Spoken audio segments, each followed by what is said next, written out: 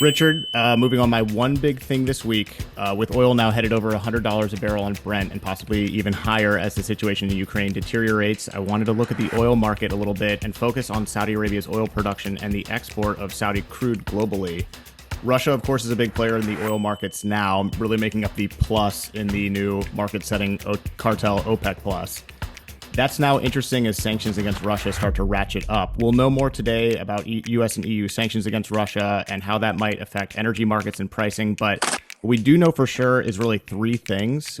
One, that Saudi Arabia does have spare production capacity, which of course comes in handy at times like this. Two, that spare production capacity in both oil and natural gas can't possibly make up for what Russia produces, even if the Saudi Arabia wanted to. And three, the U.S. has been in close contact with Saudi Arabia about energy markets in recent days. So when a global event happens like this in Ukraine, which we will talk about in a little bit, everyone is reminded again of who the swing oil producer is.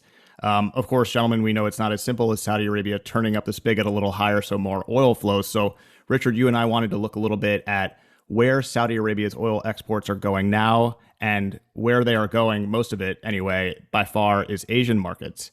Asia has typically been the key market for Saudi crude oil in recent years, with roughly 80% of the total last year, and that's an increase from 77% in 2020. China, who is standing by Russia after its premeditated war in Ukraine, has been the top destination for Saudi crude since 2019, and it retained that accolade by some distance in 2021. The top four destinations for Saudi crude are China, Japan, South Korea, and India, so all Asian nations. Recent data show that the U.S. was once again in the top five and the only non-Asian importer of Saudi oil, but in the top five. But the amount that the U.S. imported from Saudi Arabia decreased last year from 407,000 barrels in 2020 to 376 in 2021. This is the lowest in 36 years.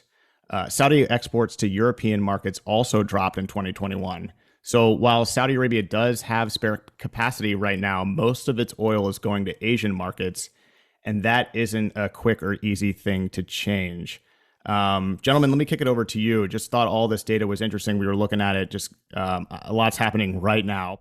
Well, I've always been an advocate of Ostpolitik, of the Willy Brandt type. I mean, his Ostpolitik was towards Russia. I think we should always look towards markets. And as you said, China, Japan, Korea, India are great markets for us. At the same time, the word swing producer was mentioned. Yes, for years, Saudi Arabia was the swing producer in order to match prices, to help countries, and in fact, even giving free oil to the developing countries.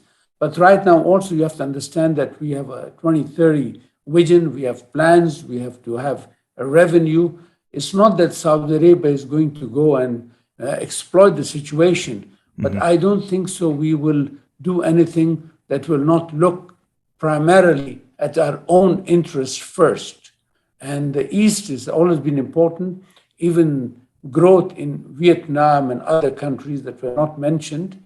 But I think, yes, we will continue our eastward progress as far as oil is concerned. Now, that doesn't mean that there will be some kind of cut in supply to the United States or some deliberate attempt or a 1973 type of scenario. But I think right now, as I said, the interest of Saudi Arabia is of prime importance to itself. And stable markets. I mean, Saudi Arabia is not excited. Saudi Arabia does not want to see this kind of destabilization to markets and threats to markets. I mean, they would like to see stable markets. They're happy with the elevated price, but they understand, extended elevated prices for an extended period are not good for Saudi Arabia's interest either. It spurs. It harms other economies, and as I said, that's the reason we had been, swing producers in order to balance these things. And I agree with you. Elevator prices is a very nice expression. Doesn't help us in the long run. Right. And this is a common theme for us on the 966. We always return to why is it that Saudi Arabia is a swing producer? Why is it that among all these oil producing nations, Saudi Arabia and basically the UAE, the only ones with the capacity to increase production. And Saudi Arabia is looking to up its capacity, to 13 million barrels a day by 2027. Why is it? And our response is... Sorry, go ahead, Colin. It was a global concern. And I tell you that whatever you read about Saudi Arabia, there is a human element to it, because if economies go down, then of course this will affect us also regarding imports or exports. So it's in the interest of Saudi Arabia that the world oil market be stable. It's in the interest of Saudi Arabia that the Asian markets, be stable, and the economies of Asia grow up, and the growth will be there. That defines also our exports. So if you have stable oil prices, the export of oil will be stable and will increase. Exactly.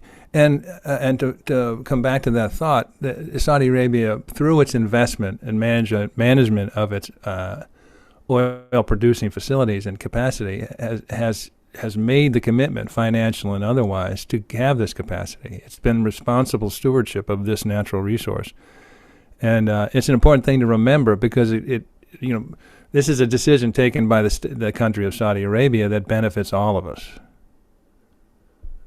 True, it does. It's a global benefit. Yeah.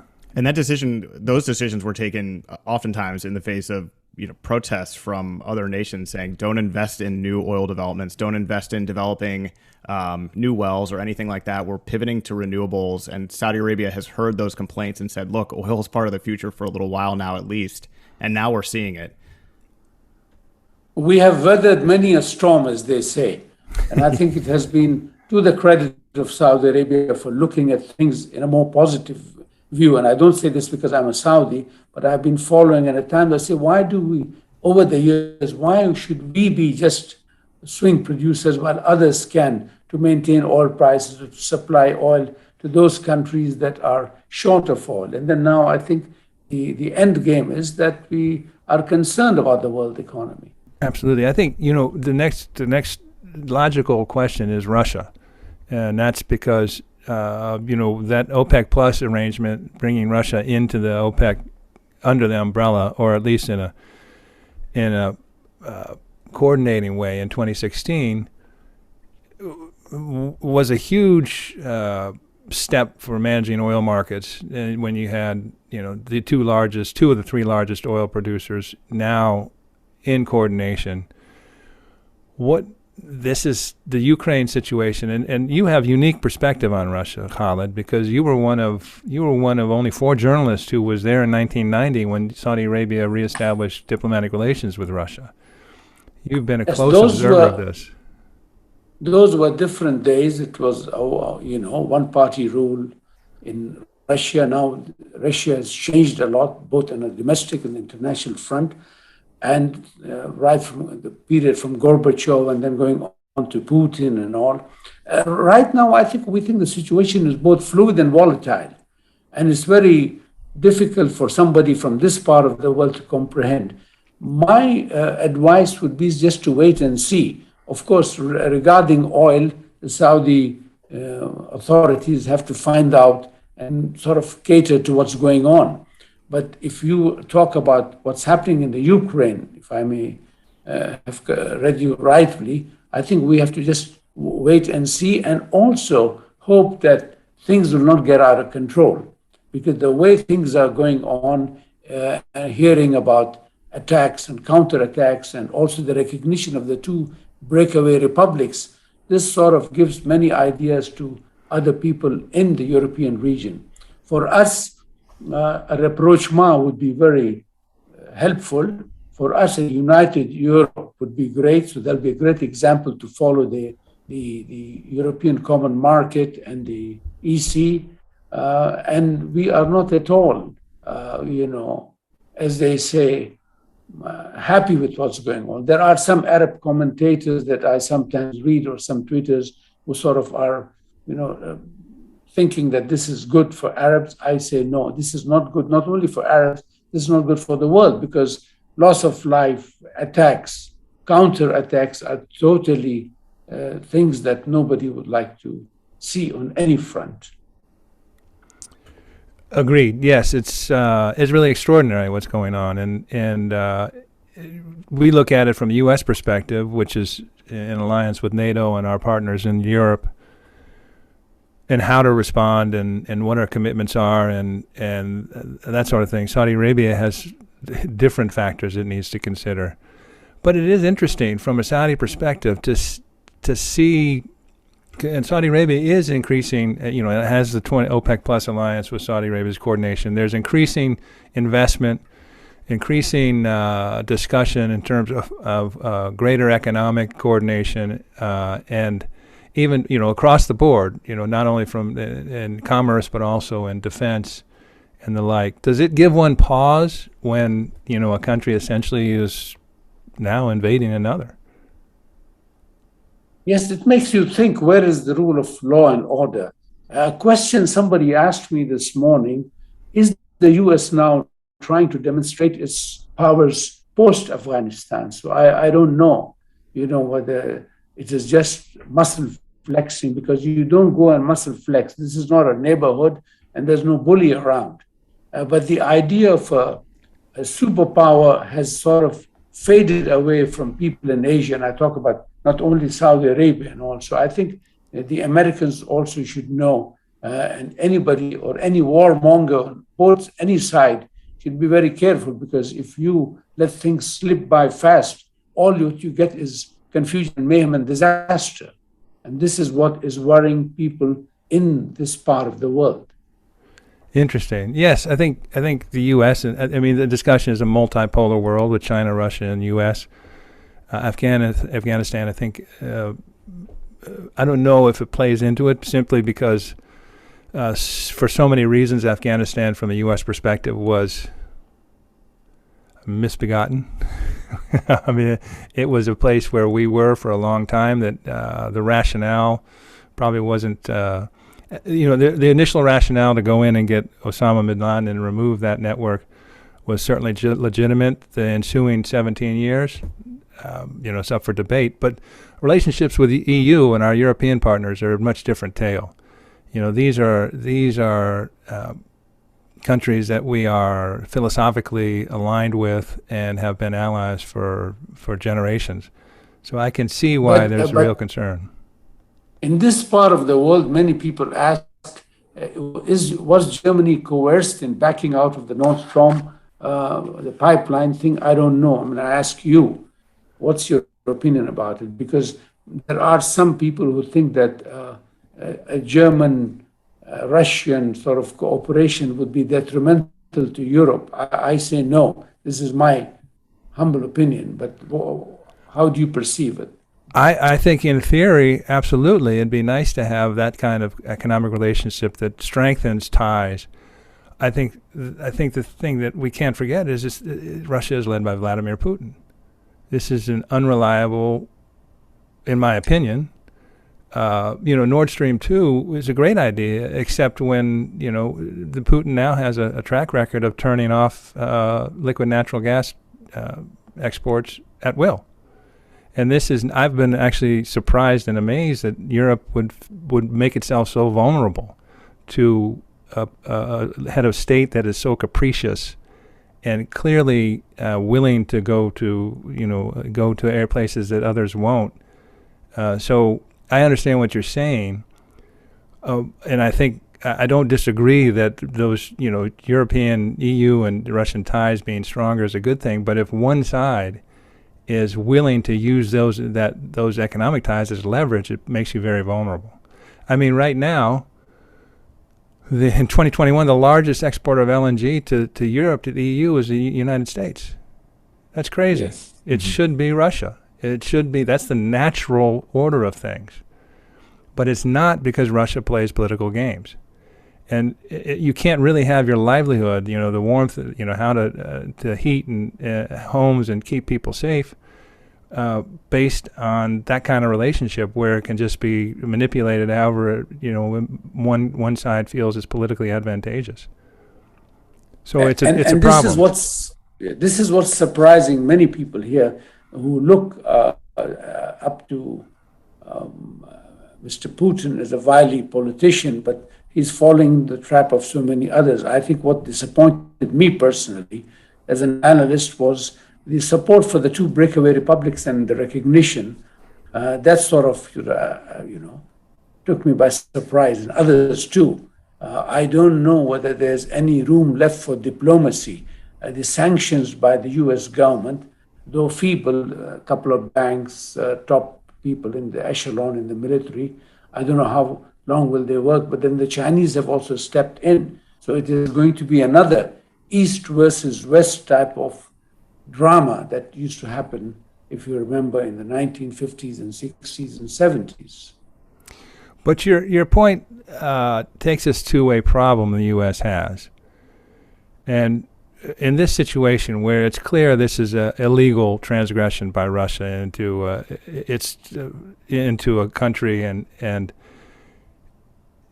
by every legal rule of law, it needs to be addressed and opposed in a manner that's possible, any manner that's possible. That is undermined by the fact that people in the Middle East and the region saw the U.S. go into Iraq on essentially false pretenses, and so we have an issue with our track record. In other words, we have not sufficiently upheld the rule of law and done the right thing in certain things. And many people argue with me, but I personally think that the invasion of Iraq was a terrible mistake and probably not legal. But that's not the conversation here. I will say that most people in the region feel that, and that it was a mistake, and that it was an invasion. So that undermines our credibility to a great degree when we come into this situation where I think we're very much in the right in terms of the rule of law and what's worth responding to. It's undercut a little bit by the fact we've made previous mistakes. Well, and the mistakes were many of them. Forget Iraq, Afghanistan, Libya, other places.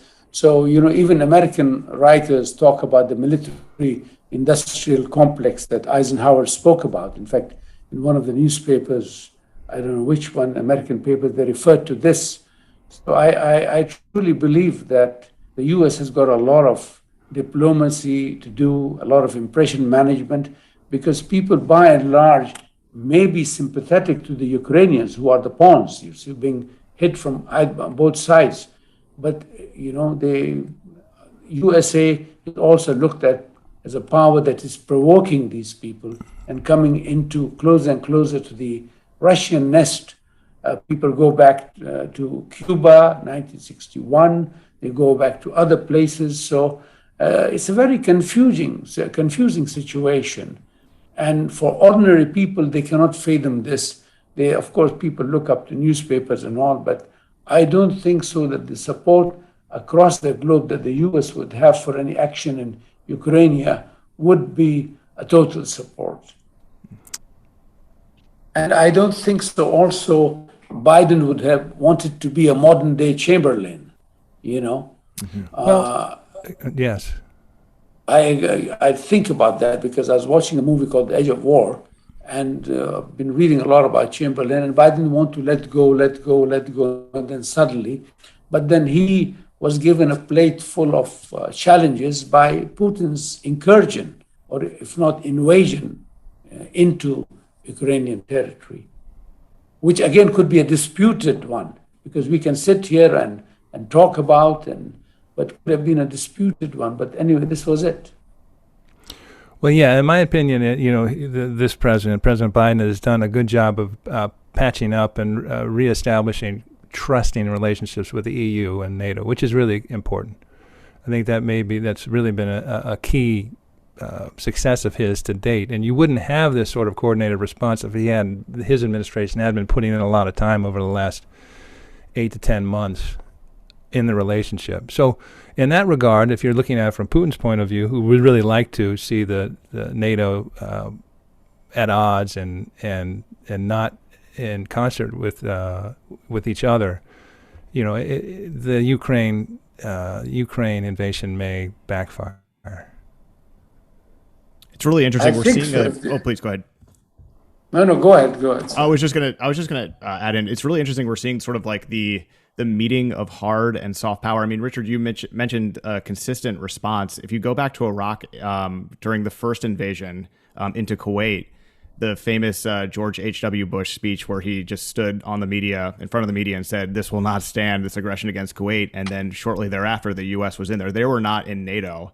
So it's interesting how hard power has evolved and how U.S. responses have evolved. I mean, perhaps this is happening because Putin saw and witnessed Biden say, "We're not going to physically do anything to stop you from invading Ukraine." Now, sanctions are coming, and we're working behind the scenes with NATO, but there was never like, "Don't do this, or the U.S. will be there, NATO will be there to support Ukraine."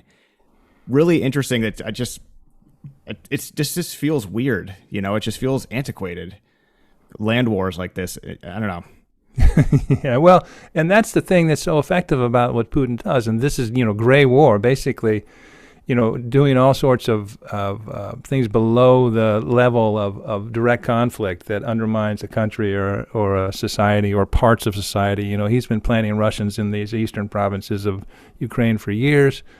And, their self-proclaimed, claim for independence, that's all planned, and it's a strategy, and you recognize it. So these are one of the things, as you know, Khalid, the U.S. has struggled with asymmetric warfare across the board, not only in arms or material, but in terms of disinformation campaigns and proxy agents within countries. I mean, the U.S. really struggles with it because it's not something we do particularly well. Well, I think, yes, David Ignatius wrote an opinion in the Washington Post titled "A Deadly Devious Intelligence War Unfolds in Ukraine." And he did mention the proxy wars. He did mention for years CIA operatives who were, parachuted in the Ukraine and all. Many were caught by the Ukrainian agents of the CIA and handed over to the Soviets. Now I'm talking about the Soviet era. So I agree with you. This is going to be a long, drawn war, not military, not conflict, but I think a psychological war, covert operations, and this could continue for a couple of years. I couldn't agree more. I think it could be a bit of a Pyrrhic thing for Putin. I mean, Ukraine is 2/3 the size of Europe. It's a big country, and significant parts of it really resist and don't accept this kind of incursion. So, as you say, it's really unfortunate and that there's going to be a loss of life and tremendous destruction. But I don't see Ukraine just rolling over. So it will be, interesting is not the word, but we sort of all await with bated breath to see what's going to happen. And they're tough fighters too. I mean, the Ukrainians can, muster up quite a few people. I mean, forget these high-tech attacks, but I see these tweets coming from Ukrainian supporters are asking them to hold on. I think it'll be barricade after barricade, but this is going to cause a lot of bloodshed. I don't know whether Putin is wise enough to understand the end, game of this whole process, but I hope and pray that, some kind of sanity will prevail on all sides. Agreed. So, Khalid, you mentioned sort of from the view from Saudi Arabia is sort of wait and see at this point. And I think it's sort of the same in a lot of places around the globe. But what's really at stake for Saudi Arabia here? And what do you think is going to happen next? Well, it's very difficult to predict. Saudi Arabia's, if you go back, the long-standing policy of non-interference in the affairs of other countries, and especially this is between two countries that Saudi Arabia has got good relations. One has been an ally for years. The other, we have really built up some good relationship, not only in oil, but in technology and other aspects of the economy. Also, the guys in the middle, the people in Europe. It's not Ukraine that will be affected. You have Germany, you have others. So it's a bit of a muddle. We will go through it, and I think we will not interfere in any of these aspects. But the only thing you can do is just wait and see. Yes, I'm sure Saudi Arabia will be very cautious because, as you say, it has such has key relationships with everybody involved. Yeah, and I just want to add in here that Saudi Arabia has recently increased its trade with Ukraine on food security, on wheat imports specifically, which is sort of an interesting angle in this. And that was recently, as of 2020, Saudi Arabia started importing Ukrainian wheat, and so that's an angle of this as well. This is a really very fascinating topic, and I love topics like this, Richard, that just completely organically generate. There's no tee up; we just get going. It's perfect. So. That's only problem is there's no resolution to it. We're still wait and see. At the end of the conversations, we're still wait and see. But I mean, Colin, you introduced some very good points about all the factors that we have to consider. Yeah, it's a stunning turn of events that really roiled the global economy, and we don't know where it's going to end up. I think that's the fear for everybody. It's moving so fast, you never know. I mean, the recognition took a lot of people by surprise, and then some of the attacks that happened, so we have no idea. On the other hand, the counter accusations that the Russians are speaking about, the use of forces attacking Russian military convoys and all. So one does not know whom to believe, whether you're looking at Russia Today, or you're looking at any other American channel or a European channel or a Chinese channel. So for an ordinary analyst, it's a tough job. You really have to go in and find out and try to be balanced. But I don't think so. In this, you can be balanced. Yeah, and that's a challenge for Americans, because in our the coverage that we're seeing for the most part is that these are false flag operations. That these groups aren't breakaway groups. They're not interested in breakaway groups. This is a rigged situation by Russia. And also part of that is that Putin has really put himself into a bubble and is not talking with a lot of people and has really been removed. His performance of this recent sort of National Security Council meeting was a little disturbing. Just his perception of Ukrainian history, and that it really has no right to be anything other than part of Russia. So that's the perspective most of us are hearing in the U.S. But as you say, in the rest of the world, in the rest of the world, what we see as false flag operations that are purposely introduced and executed by Russia may be seen as legitimate groups seeking independence. I agree with you on that respect. So, because there is no one on the ground, so whatever you're getting in from within Ukraine has many sides. So the story has many sides. So it's difficult from somebody outside, especially in Asia, the Arab world, to figure out what exactly is happening, because too many claims, counterclaims, and all. I wish and pray that these top leaders of all the warring parties, and I call them warring parties, will get together and try to come up with some kind of solution that is good for all sides.